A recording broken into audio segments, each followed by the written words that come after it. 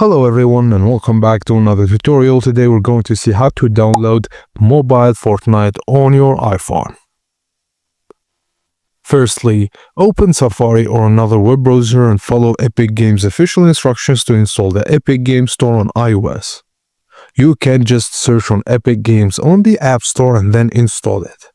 Once installed, tap the Epic Games Store app on your home screen.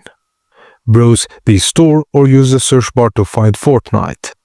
Now tap Get Next to Fortnite to begin downloading and installing the game.